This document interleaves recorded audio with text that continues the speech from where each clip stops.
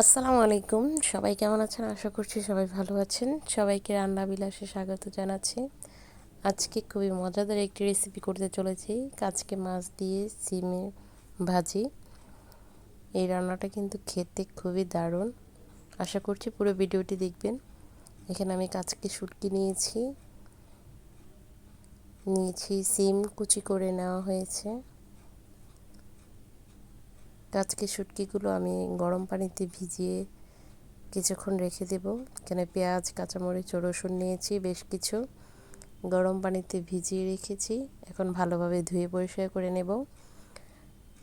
চুলায় কড়াই বসিয়ে পরিমাণ মতো তেল দিয়ে দেব এখন পেঁয়াজ কুচি, রসুন কুচি ও কাঁচামরিচ ফালি কিছুক্ষণ ভেজে নেব।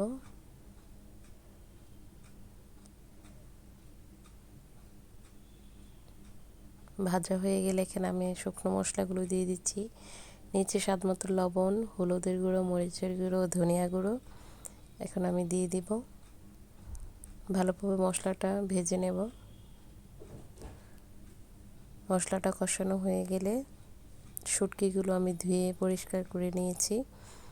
এই পর্যায়ে আমি কাচকে শুটকিগুলো দিয়ে দেব। এই কাচকে মাছের শুটকিটা খেতে কিন্তু খুবই মজা হয়। কারা কারা খেয়েছেন অবশ্যই কমেন্ট করে জানাবেন। শুটকিটা কিছুক্ষণ ভাজা হওয়ার পরে এখন আমি দিয়ে দিচ্ছি কেটে রাখা সিমটা দিয়ে আরও কিছুক্ষণ ভালো করে মিক্সড করে নিয়ে ভেজে নেব। কিছুক্ষণ কষানোর পরে আমি পরিমাণ মতো পানি দিয়ে দেব।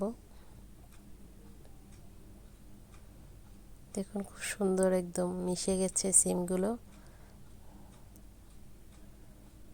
আর এই রান্নাটা কিন্তু খুবই সহজ। ভাজা কিছুক্ষণ হয়ে যাওয়ার পরে এখন আমি অল্প পরিমাণে পানি দিয়ে দিচ্ছি। এখানে আমি গরম পানি অ্যাড করছি সামান্য পরিমাণে। 10 মিনিটের মতো রান্না করে নেব। ঝোলটা শুকিয়ে গেলে ধনিয়া পাতা কুচি দিয়ে নামিয়ে নেব।